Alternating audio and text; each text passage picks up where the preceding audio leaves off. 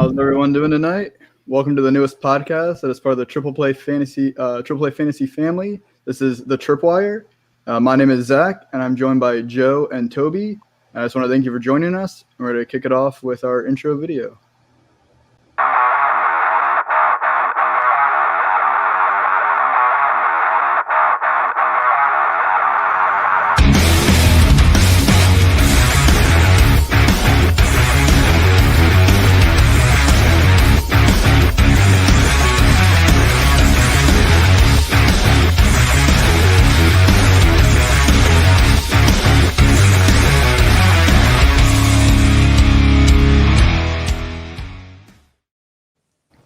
All right, guys, it's our first episode. So, Joe, can you tell the people a little bit about yourself?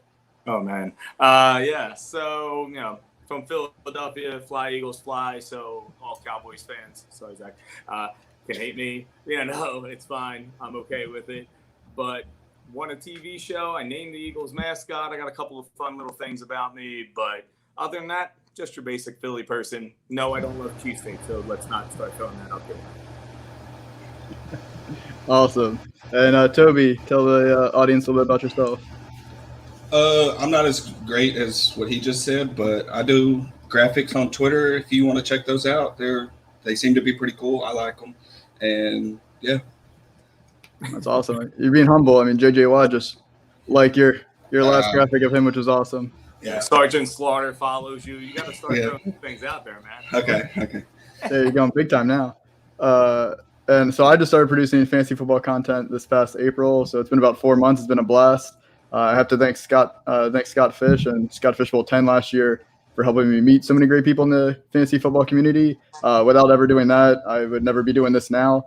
So it's been a blast. And I'm excited to start this podcast with you guys. And I appreciate David for giving us the opportunity to do this with Triple Play Fantasy. So it's been a blast. So what we're going to be doing here with the Tripwire, we're going to stream every Monday night at 8 p.m. like we are tonight on Twitter and YouTube. And for the rest of this off season, we're going to be discussing sleepers by position. Tonight's going to be talking about quarterbacks. And then once the season gets rolling in September, we'll be here talking about waiver wire pickups every Monday right before Monday Night Football. So that way, if you want to catch us live before you watch your football, awesome. If not, you'll be able to catch us then Tuesday anytime you want. So that way you can get your waiver wire pickups in before your waiver wire runs on Wednesday mornings. Because as you know, they say you don't win your league at the draft, and they're right. It's about making the right moves on the waiver wire, and that wins you championships, and we're here to help you win championships. So with that, we're going to start talking about our QB sleepers. So this week, each of us are going to share 1 to 2 QBs that are currently being drafted in the 12th round or later for redraft. For Fantasy Pros ADP. This is single quarterback leagues. As we know, obviously, in a super flex, quarterback values are very different. So we're going to kick it with Joe. Can you start telling me about the Saints situation with Taysom Hill and Jameis Winston? Well, I mean, I think we all know that the Saints situation has gotten a little crazier now because of Michael Thomas and his recent surgery. But I think everybody in the world is looking for that special quarterback who has that mobile skill, who can add the yards on the ground and throw the ball and get all the touchdowns in every way possible. And that's Taysom Hill. And especially with Michael Thomas going down, I think it's going to be Taysom Hill that takes over. Now, his ADP is 150, where Jameis Winston is 186 right now. And I just think that in life, in football, and everything, you stick with what you're comfortable with, what you're good at writing for, like what you're good at like producing for plays when it's Sean Payton. And in week 10 last year, he went from Drew Brees to Taysom Hill. He had Jameis Winston. He had him for those 10 weeks. COVID or not, 10 weeks is enough time, I think, to be able to find out what you have on your roster. So week 10, he goes to Taysom Hill. And I think the reason why is the completion percentage. Because if you look at the completion percentage for Taysom Hill, 72.7%, which is closer to Drew Brees, who was 70.5%. And in the career for Winston, 61.4. Right now, they have no receivers in that place. They have Troutman. What they bring in Chris Hogan today, I think was the news. Like, that's nothing special. 7-Eleven. Just, he plays lacrosse, if you didn't know. He's open 24/7 though. Yeah. So I don't see it where we're going to go like gunslinger, throwing the ball all over the yard, that Jameis Winston style. It doesn't fit here. Instead, I think they're going to run the ball a lot. They're going to play defense, and they're going to go back to not Tim Tebow mode, although I would love it. I think they're going to be something like that, though. They're going to be very close. So, like last year, Taysom in his limited action, 928 passing yards on 121 attempts, 457 rushing touchdowns, rushing yards, and 12 total touchdowns. That's 148 fantasy points in his limited time, in his tiny little space that he had while Drew Brees was out. It's got this whole season for the Saints has Cam Newton vibes, but I just think that Taysom Hill can elevate the passing game a little bit better than Cam Newton can right now. I agree. And I think with Michael Thomas now being out for a significant amount of time, I mean, everyone's been speculating. We won't know until Peyton announces it, but it wouldn't shock me now if Taysom Hill gets the start, just to give him a little more dynamic in the offense with some rushing. So, yeah, Joe, are you lower on Taysom and Jameis now that Mike Thomas isn't healthy week one? I think I'm fine with Taysom regardless, because like the rushing yards, like every 10 yards is a point. So I think I had him pretty much locked in where I wanted him. Jameis, I don't think I'm gonna do that. Like, you know how some people do, like I'll get both of them and I'll just start whoever starts. In best ball, sure, whole different story. But for this, I'm not doing that. I'm going for Taysom. I'm going for the upside. And then if he doesn't start, then I'm just going to play the waiver wire. And it's funny because I was looking at the ADPs and how they changed. Before the Thomas injury, Taysom was 161 and Jameis was 178. They were closer. Now it's 150 and 186. I think a lot of people are feeling the same way, where it's not going to be this like prolific offense with, what do you have, 33 touchdowns, the 30 interceptions. Yeah, the 30-30. Yeah, he's not gonna. I don't think it's set for him. This is just going to be another year where he rides the bench for Jameis, and he just keeps learning. And then maybe next year he goes somewhere else, or the Saints change their offense. But I think it's Taysom's year. I think he gets this 1 year to prove it, even though he is up there in age. Well, you just answered my second question without me even asking it. I was about to ask if you draft them both. I'm never a fan of that, like in any of the situations, like, Jimmy Garoppolo, Trey Lance. Like, if I'm picking them that far down, I'm kind of just taking my shot, because then if they're not starting, I'm just dropping them and I'm getting somebody else. Hey, I got a question for you guys from the audience. So David wants to know, is Troutman a top 12 tight end regardless of whatever QB is end up playing for the Saints? Go ahead, so you can go first. I'll go first. So outside of top 10, it's really, you can fall into the end zone 6 times and be top 12 at the tight end landscape. So if we're talking top 12, then he just lost a lot of targets that Mike Thomas is going to take away, and he's going to see them. And Jared Cook thrived in this offense with Drew Brees last year. And I know Taysom Hill or Jameis aren't Drew Brees, but when you look at Taysom Hill's arsenal, he was going to look underneath to Mike Thomas, and that's what people wanted. And Adam Trautman's that guy now. And Adam Trautman can stretch the field, and he can work underneath like a tight end should. And with Callaway and Tre'Quan Smith, they're a little bit more bigger, lengthier wide receivers.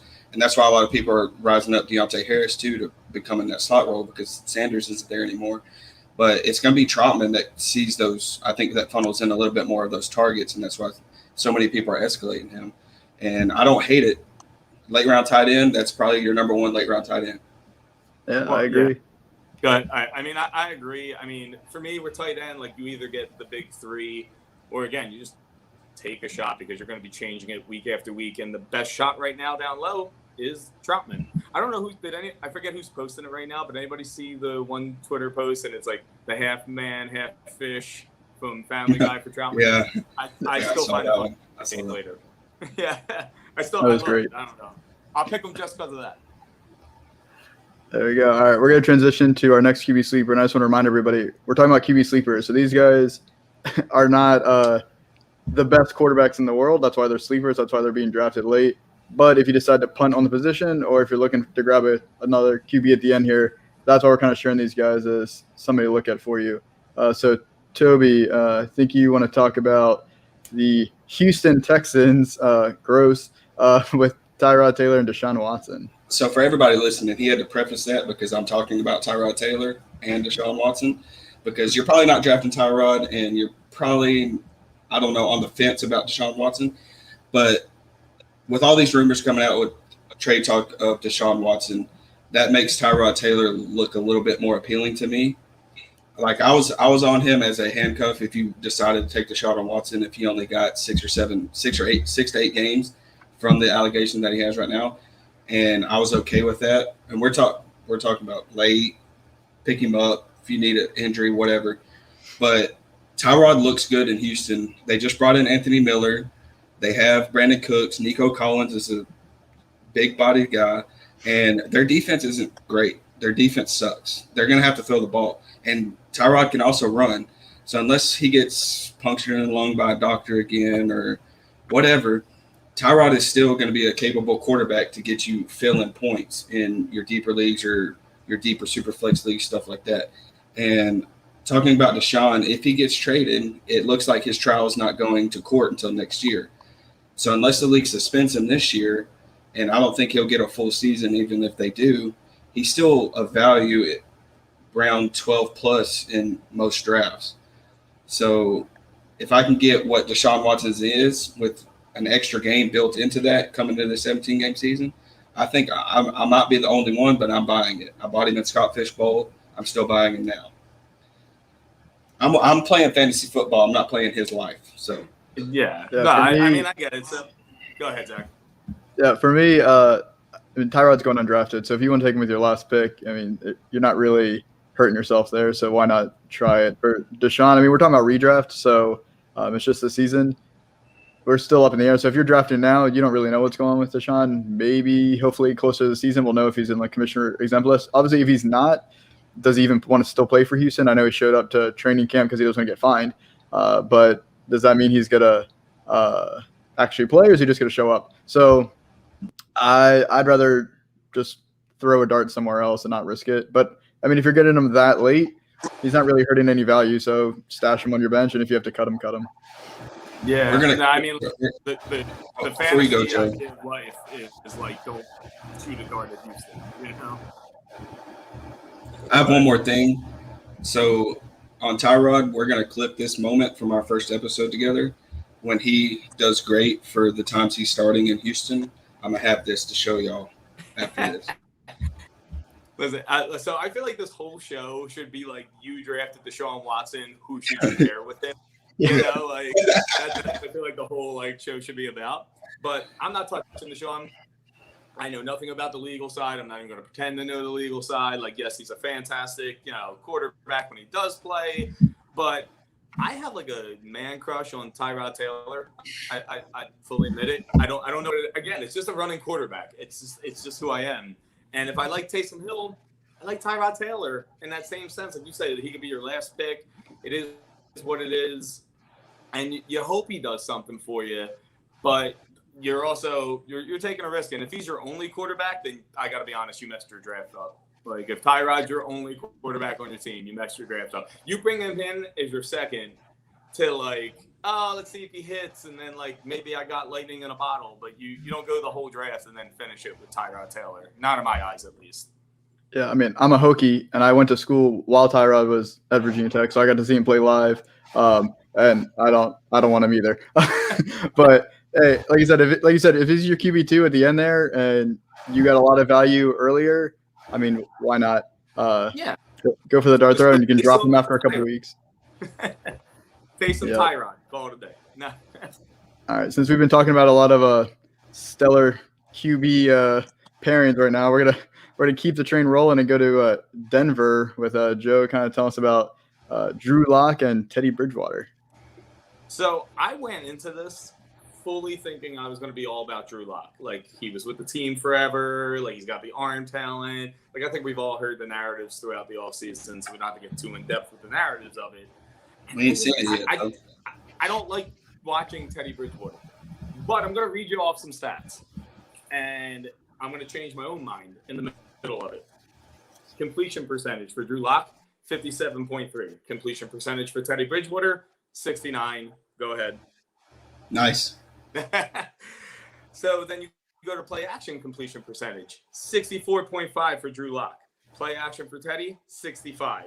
You go to accuracy rating, 6.7 for Drew Lock. Accuracy rating for Teddy, 7.9. Now, the one that really got me is this deep ball stat. Deep ball for Drew Lock, like all this arm talent. We think he's probably amazing at it, right? 27% completion percentage. Teddy Bridgewater, 43.6. And that kind of blew my mind on the whole thing because I don't know. Maybe I just didn't watch enough of Carolina last year, but I didn't think that was a thing. So I've changed my mind.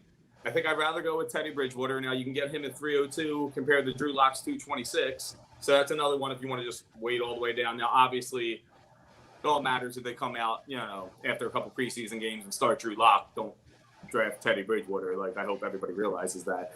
But, I didn't realize that Teddy Bridgewater was better than Drew Lock. I really thought Drew was better than Teddy.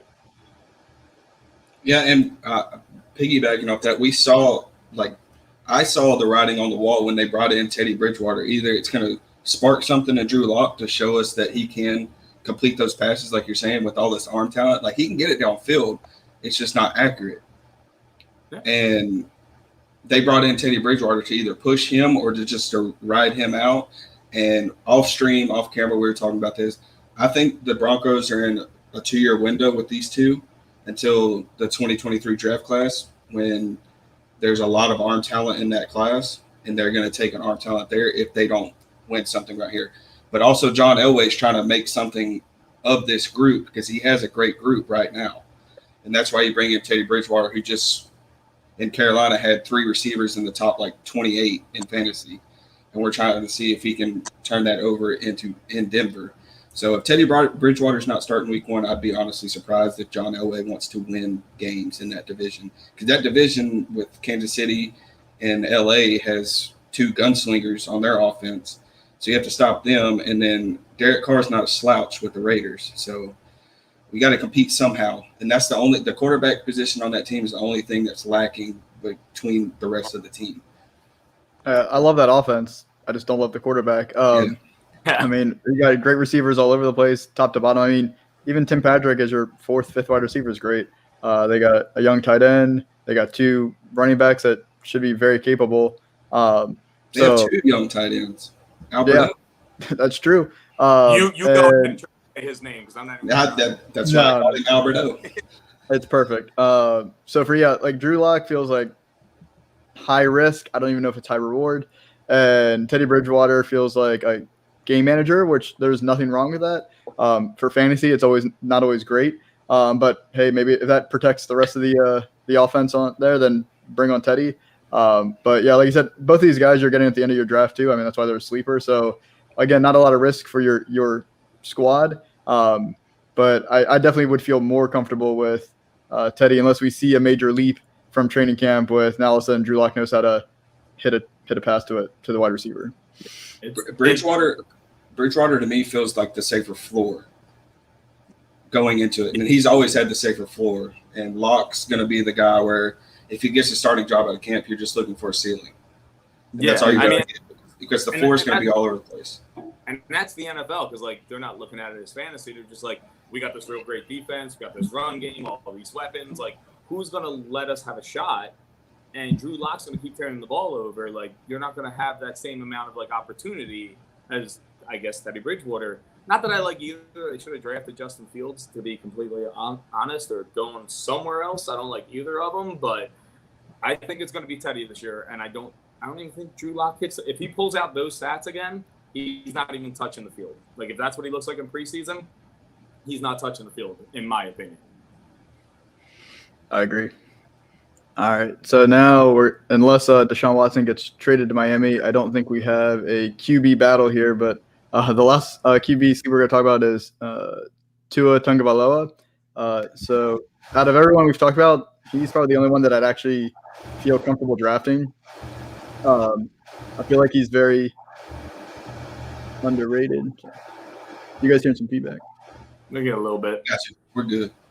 Cool. Yeah, I'm good. So Tua right now, his ADP is 138, which is mid to late 12th round. So again, you're getting him late. I'd actually feel comfortable with him being my QB1 on my team. I think he's really undervalued right now. I know he had a bad rookie season. He came off a major hip injury at the end of college. He looks a lot better now. He's got in better shape based on what we see from pictures from the offseason. He seems to be fully healthy. And then the big thing is they've upgraded that offense, adding Will Fuller, drafting Jalen Waddle. I mean, you can't ask for more speed than that. And let's be honest, the offensive coordinator was not Chan Gailey did not set him up for success. So he's gone. He now has 2 offensive coordinators. So I'd like to believe that during this offseason, they're actually going to build a offense that fits his play style and utilizing those weapons. Mike Gesicki hasn't really done too much in fantasy yet, but I mean his athletic stats are off the charts. He's like 99th percentile across the board, so maybe they can kind of tap into that. Gaskin, we'll see if he gets more of a lead role, but he was very dynamic, even out of the backfield, catching the ball and running. So I just really think there's a lot of potential for that offense if Tua can put it together. And right now I still have faith in Tua. And going that late, I mean, I'll try to pick up value at every other position and then draft 2 in the 12th round, and I'll feel good about my squad. Go ahead, Tobe. Yeah, I like it. He came out last year, said he didn't know the playbook, so I hope that resolves the issue. I hope his eyes have gotten better. His football knowledge of this playbook has gotten better. But I think they can open it up with him because Gaskin catch out of the backfield, like you said. Gesicki has all the tools in the world at tight end. And now he has to wait 1 game for Fuller, but they brought in Fuller, Waddle, Parker. Preston Williams isn't a slouch, but even though I think he wants out. But he has all the weapons around him, and I think they're going to make him have to do it this year if they don't want to have to go get another quarterback in the near future. Because I haven't seen a good left-handed quarterback since Michael Vick, and I'm not that old. So he'll be the first one that I truly see and know when I understand the game. But my question to you is, when you're drafting Tua, would you take a guy like Baker, Matt Ryan, or Daniel Jones over him? I'd probably take Matt Ryan over him. I'm not really interested in Baker. I think that offense is heavy run game, and Baker feels kind of like a game manager to me. I don't think I get enough upside from him to draft him. For a Browns fan, that hurts my heart that you just. I'm sorry. I think they're going to be a great team this year. I just don't think Baker is going to be the answer for fantasy, at least compared to Tua. I think they're very similar. I'd rather get the upside with Tua. And then Daniel Jones. that was just throwing out. I ran out of names. I was just trying to think of one. He's the first one that came out. Yeah, I mean, this is the year he has to make a leap too, because if he doesn't hit, then I mean he's in trouble. He might not be on the team after this year. And they gave him some tools to work with, but we'll see if he can turn down the interceptions and the fumbles. But yeah, for me, I'd rather go. I mean, I'd even fine with doing Matt Ryan and Tua back to back towards the end of your draft, and then you can always drop both, stream. I mean, at that point, if you're going that late, it's a 1 QB redraft. Streaming quarterbacks is a really great strategy to maximize your value elsewhere. So, I mean, for me, give Tua a few weeks to see how he does. Worst case scenario, you just drop and you stream the quarterback. Yeah. How do you feel about Tua, Joe? I'd like Tua, like you said. Like I'm gonna probably pair him with somebody like a Matt Ryan or something. And I saw Detroit was just in here. He popped in perfectly in for the Dolphins point. I saw that. But this is a team like the Broncos. Like they have everything. Like, they got a good defense. They got all these weapons. They got a running back who I believe in. At least I don't know about everybody else, but I believe in him. Like it's on Tua. The only thing that scares me just a little bit with Tua, and Tobe, you said it was I didn't understand the playbook. That I know it's a whole different coaching setup and everything now, but that worries me a little bit. So I'm a little curious how it comes out this year, but I don't think he's going to blow up in any games. And I think he's going to be a nice, solid person. If you get him, like what you say, this mid to late 12th, you don't need him to be the guy who blows up for your team because you probably got a bunch of people who are doing that anyway. The only thing I think he should have sat last year, like I thought that should have been Ryan Fitzpatrick's year, like for the whole season, and they screwed that up. But otherwise, I think Tua's got a shot. I think he's going to be finally fully healthy from that hip injury. I'm just looking at him though as like my safe floor. Again, I must just really love Taysom Hill because like in my head, like just Give me Tua and Taysom. That way, if one, like, I can get that top 5 upside possibly with Taysom, but then I have that steady guy with Tua. I don't hate it, but my thing is, go ahead, Zach. I lost my point. Oh, you're good. I had it in my head while you was talking, and I just lost it. No worries. Do you guys have any like closing thoughts on any of the quarterbacks we talked about, or any other sleepers you want to mention real quick? One that we did not mention, and I really like. I haven't checked his ADP recently, but it's Sam Darnold in Carolina, because you have Robbie Anderson, you have DJ Moore. I can't do Sam. I just can't. I'm trying. I just can't get on it. I'll convince you one day, Joe. Teddy supported him, so Teddy supported all those receivers. They brought in Joe Brady from LSU. He's a good pass game coordinator. He's going to get that offense right, and I think Sam was just a project of his system with Adam Gase, and I think we're going to see why he was the 3rd overall pick to the Jets, and it's going to be with Carolina. Because he can, if you watch film on him making throws, he can make the throws, every throw in the book. It's just the offense wasn't supported around him. Now he has a good offense around him, especially with CMC in the backfield. He's not going to see loaded secondary, stuff like that, so. Well, hopefully he doesn't see ghosts in Carolina. Yeah. By like a second. Oh, I saw both of y'all trying to say something at the same time. I was like, they're about to say something off of what. Whenever I get done rambling, they're about to say something. I saw it. I was so ready to say that. See, my guy, and I have this bet with one of our friends on Twitter, and it's Jimmy Garoppolo for me. Especially the beginning of that season. I don't think Trey Lance plays, and I know I'm like in the minority for that, and I'm about to get yelled at on Twitter. I know it's going to happen. But I just think that the Niners, like, they come out hot with the way their schedule is set up. He plays well enough. They're not going to just bench him off that. If Trey Lance doesn't start week 1 and the Niners start off hot, he ain't playing. That's what I'm going to go with. So whoever wants to jump in my DMs, come at me. Cool. Well, I think we just showed that if you don't take QB early, which I don't recommend doing in a redraft league, there's plenty of quarterbacks that you can throw darts at the end of the draft. So throw a couple darts and then just cut them and ride the waiver wire. And then we'll be here in the season for you to talk about waiver wire pickups for your QBs to help you out. So there you go. We're bringing it full circle here. So Joe, anything you want to plug you got coming up for this week? I'm just going to write a couple of articles for Triple Play. I'm going to call them coin toss. So like Amari Cooper versus CeeDee Lamb, who would you rather have? Things like that. But I'm going to keep it more hushed because they're not out yet. Awesome. How about you, Toby? Graphics on Twitter, work for Triple Play, Real Deal, and download the Sports Me app. He's going to wrestle Sergeant Slaughter. Don't let him. Yes, don't let him, coming soon. Yeah. I got to get in the gym first.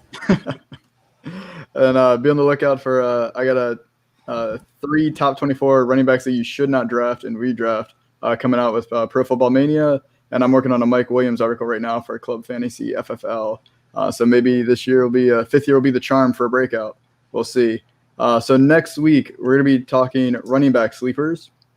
I will not be on the pod next week since I'll be celebrating my anniversary. But these guys are gonna hold it down for me, and we might even get a special guest. So we shall see. So we'll be back at 8 this week for Triple Play Fantasy. We got a lot of shows going on. So for football, we got a 10-team mock draft tomorrow. We also got the Super Fantasy Bros podcast will also be on Tuesday. And then later this week, David's going to attempt to eat a dozen donuts for the Fantasy Foodies episode. So that's going to be awesome to watch. Just light work. I don't know. We'll see. He might enjoy it while he's eating it, maybe not so much afterwards. We'll find out.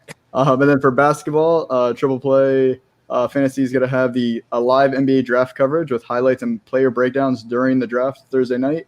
And then for baseball, the Innings Matter show is going to have Jessica Brand as the guest, and there will be an interview with Darnell McDonald as well. So a lot going on with Triple Play Fantasy.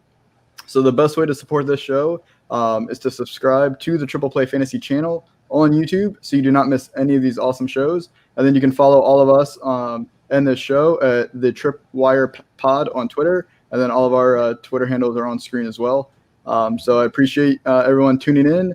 And if you guys catch us later, I hope you enjoy the episode. We'll see you guys next week. Thanks. Peace. Peace out, guys.